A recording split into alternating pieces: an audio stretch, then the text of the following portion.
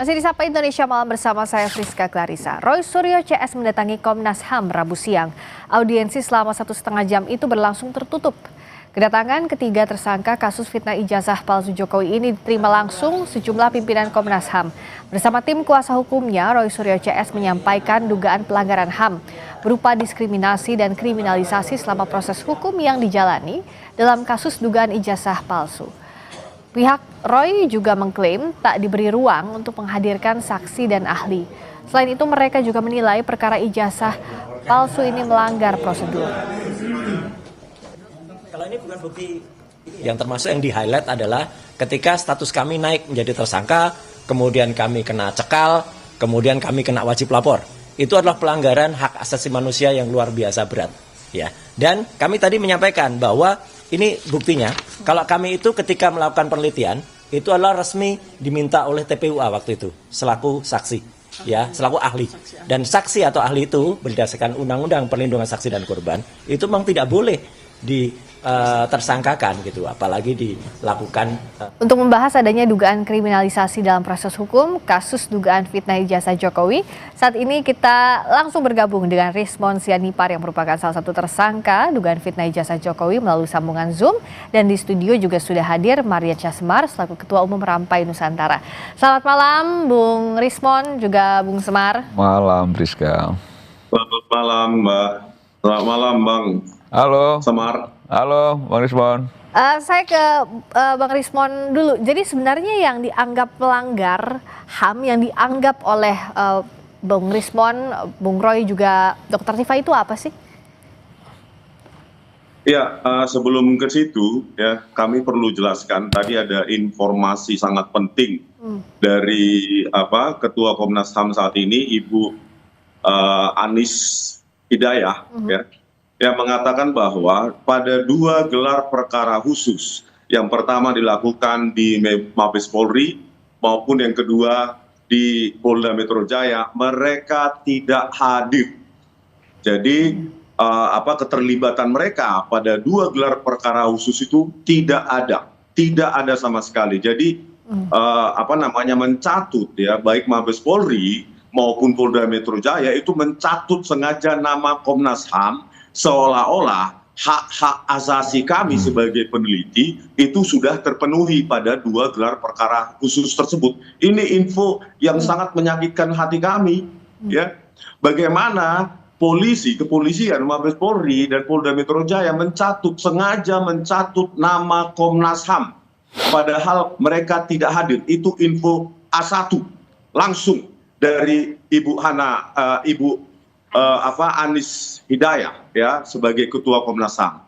Yang kedua, apa yang kami laporkan adalah bagaimana relasi kuasa yang terjadi pada pertemuan ya Bang Egy Sujana pada 8 Januari di Solo. Itu bisa Pak Jokowi sebagai pelapor memerintahkan kepolisian ya dalam hal ini di Reskrimum Polda Metro Jaya langsung ada di sana, yaitu Kombes Iman Imanuddin dan orang yang memeriksa kami, yaitu Kepala Unit Kamnek 5, Ibtu Rosadi, ada di sana.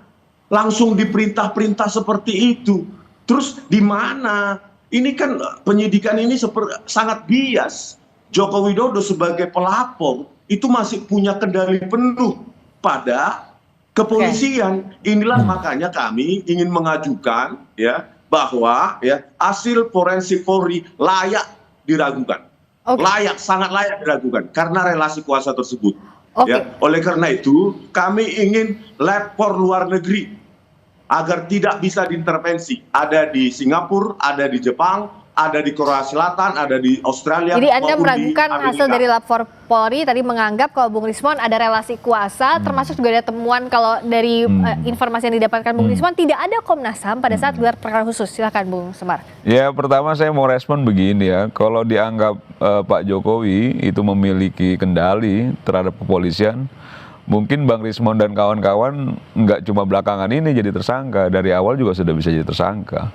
Dan sekarang juga udah dilakukan penahanan ya. Karena memang kita lihat sejak awal kan on the track ya, kepolisian sudah cukup profesional dan proporsional dalam menangani perkara ini yang sudah menjadi perhatian publik. Jadi kan sekarang Roy Suryo dan kawan-kawan termasuk Bang Rismon itu mencoba untuk melakukan perjuangan membela dirinya ke Komnas HAM dan lain sebagainya, silakan saja, itu haknya ya.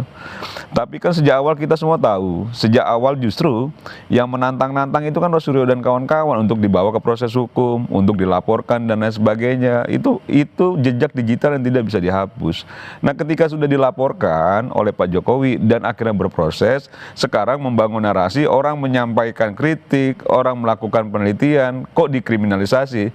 Nah, ini yang menurut saya memang akhirnya mungkin Roy Suryo dan kawan-kawan tidak menduga bahwa proses hukum itu bisa berlanjut seperti saat ini, yang akhirnya memang kasusnya sudah pelimpahan ke kejaksaan, bahkan sudah ada perpecahan juga di antara 8 tersangka ini ketika Bang Egy mengajukan restoratif justice dan keluar SP3.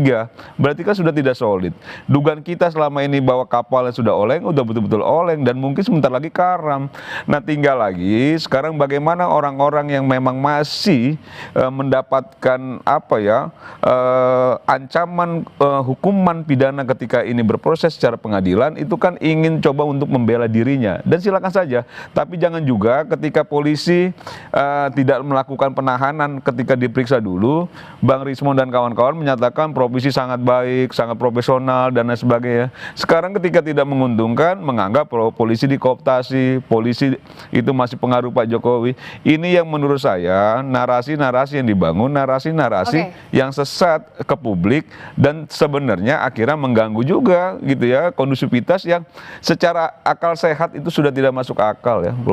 Bung Rismon tadi meragukan adanya relasi kuasa dalam proses restoratif justice-nya Bang Egy dan juga Bang Damai. Tapi untuk kasus yang klaster Anda yang dilimpahkan ke kejaksaan, Anda melihat prosesnya sudah sesuai dengan jalurnya, sudah on the track atau tidak? Sesaat lagi di Sapa Indonesia Malam kita bahas.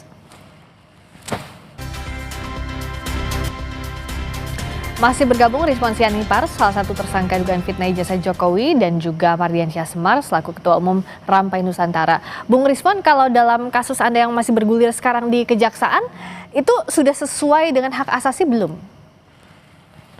Iya, itu juga yang bagian dari yang kami laporkan tadi ke Komnas HAM, bahwa ya bagi kami pelimpahan berkas ke kejaksaan itu terlalu prematur, karena Kenapa? sempat Polda Metro Jaya menjanjikan kepada kami bahwa ahli kami dan saksi ada charge kami itu diperiksa dulu, begitu loh.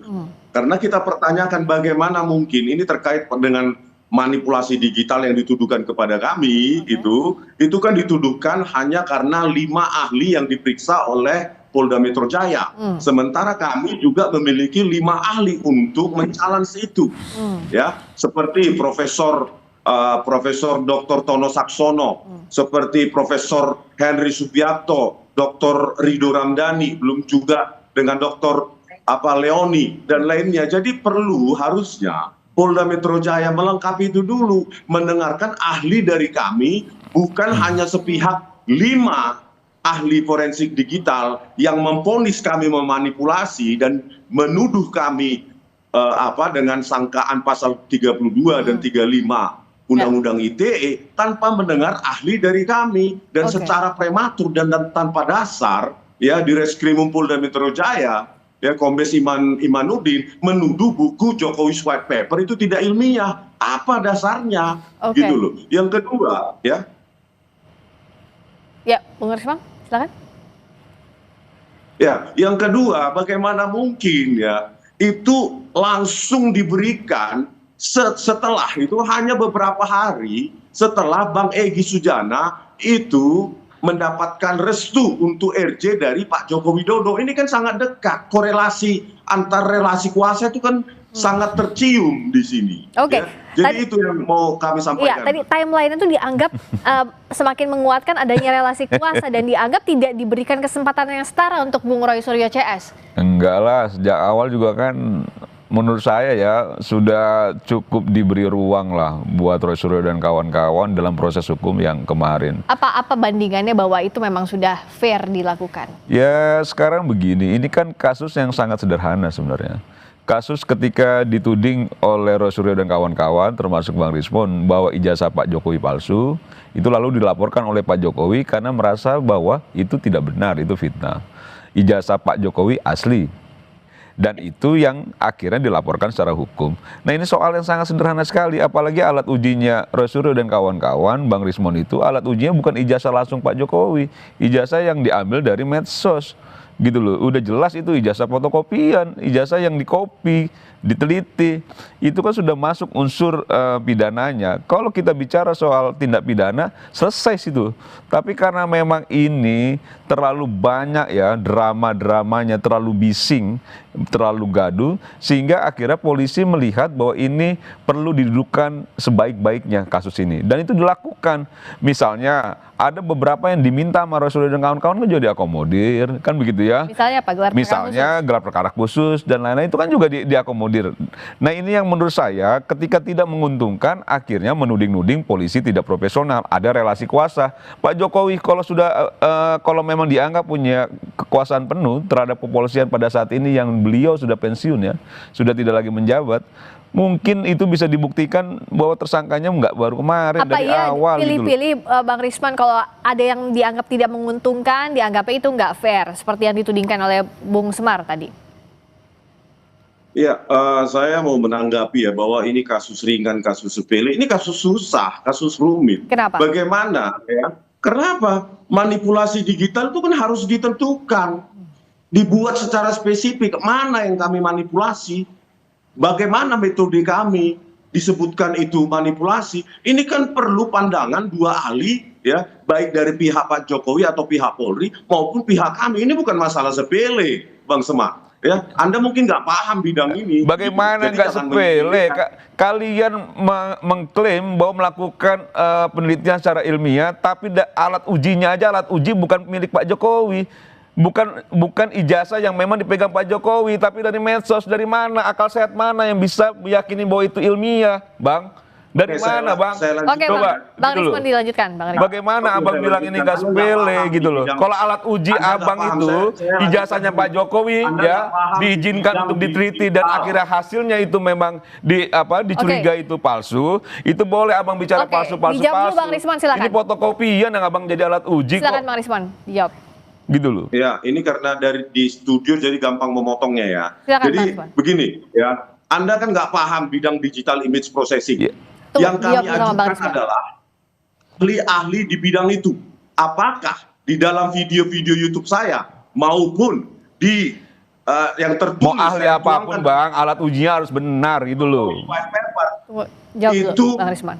Tidak ilmiah dan mana yang salah. Dan ahli-ahli kami akan membantah itu. Oleh karena itu, ini sepihak dituduhkan kepada kami melakukan manipulasi digital. Karena hanya mendengar pihak yang menyatakan kami memanipulasi. Sementara pihak yang mengatakan kami melakukan dengan metode ilmiah yang sangat baku dalam digital image processing, itu tidak didengarkan. Begitu loh. Di situ pentingnya. Yang kedua, ya, masalah perpecahan. Siapa bilang pecah? Justru Pak Jokowi memecah.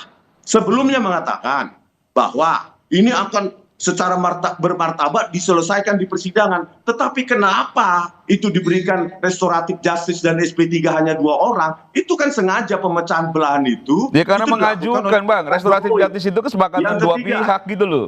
Oke. Yang ketiga, kenapa sekarang ya beberapa atau sejumlah yang relawan Jokowi atau pro Jokowi itu menggoda ya, secara verbal untuk kami melakukan hal yang sama. Nggak usah Bang, nggak usah Bang, di pengadilan aja, nggak usah tergoda Bang. Di pengadilan. Iyalah, nggak usah lah. Kita pengen juga ngeliat Abang ditahan sama Roy Suryo dan kawan-kawan itu. Lanjutkan lu Bung Rismon. Memang ada ajakan, memang ada godaan untuk Bung Rismon damai. Abang jauh lebih nggak ilmiah, Abang tuh tong kosong nyari bunyinya. Terlalu berisik tapi nggak ada isi Bang. Saya bicara tentang ilmiah gitu. Ilmiah apa? Alat uji Abang fotokopian kok ilmiah? Dari mana akal sehatnya? Alat ujinya bukan ijazah Pak Jokowi, Abang klaim itu palsu. Dari mana ilmiahnya, Saya Bang? sejak tahun 2002 Dari mana? Dari sudah uploadan menulis Abang jurnal ambil di gitu IGN. loh. Anda Tapi belum Abang sudah pernah. berani melakukan Gitu loh. statement Tapi Anda ke publik berani bahwa itu membela palsu ilmiah dari mana? Oke. Rasionalitas kita keganggu Oke, dengan Abang oke. mengklaim penelitian Tadi sudah ilmiah. diberikan Dari kesempatan. mana itu? Oke, kalau dari Bung Kecuali Semar ijazah Pak bilangnya- Jokowi jadi Oke, dasar Abang Bung teliti. Semar bilang ini nggak Fotokopian ilmiah, tapi Abang kalau dari Bung teliti. Rismon ini menganggap Bagaimana harus dibuktikan ceritanya karena ilmiah? batu ujinya ilmiah. Terakhir Bung Rismon, Tong kosong artinya nyari apakah bunyinya kalau ini. dari Cuma pihak berisik Anda, tapi nggak ada isi. Oke, Bung Semar, dari Bung Rismon, apakah tetap akan lanjut ke pengadilan? Pengadilan Saja? lah kalau berani. Ini siapa ya menuduh saya tanpa isi ya? Iya. Anda pernah nulis jurnal nggak? Nulis saya. Nah, karyamu apa? Oke, Enggak. Gitu. baik. Jangan dengan enteng Anda menuduh-nuduh. Tong kosong Saya nyari sejak bunyinya, tahun Bang. 2002. Abang Oke. terlalu berisik, Baik, tapi baik. mengklaim diri Abang peneliti ilmiah dan Nah, sebagainya. sekarang- Alat uji Abang aja nggak benar. Oke, sekarang- Gitu loh. Sekarang Jadi Sekarang jangan kalau saling juga tuding Abang di sini- seakan-akan besar Oke, Bung sendiri Semar, gitu loh. Bung Rismon, Abang juga kalau siapa sekarang memang? saling tuding di sini pasti nggak akan selesai juga. Tapi Iya. tadi ditegaskan oleh Bung Rismon tidak ada damai, tapi akan lanjut ke pengadilan Lanjut begitu ya. pengadilan gitu loh dan bersiap Baik. diri. Makanya Kalau jangan nanti menggoda-goda divonis jangan lagi menuding Oke. adanya Baik. ada yang dipengaruhi pengadilan segala Baik. macam sudah lah. Dari awal Oke. kan gagah berproses Baik. hukum, Baik, berproses Bung secara Rismon, hukum. baik juga Bung Gitu Semar. loh. Nanti kalau divonis di pengadilan harus Baik. juga diterima Sudah gitu loh. langsung saja nanti kita Jangan akan juga lihat akhirnya jadi disalahin proses semua. hukumnya Jangan masih pernah berlangsung. ngomong gitu loh. Kita sama-sama hormati proses hukum yang sekarang berlangsung. Iyalah. Terima kasih Bung Rismon, terima kasih Jangan juga Bung seolah-olah Semar. digoda, nggak ada Sampai yang jumpa goda. lagi kita lihat perkembangan kasusnya.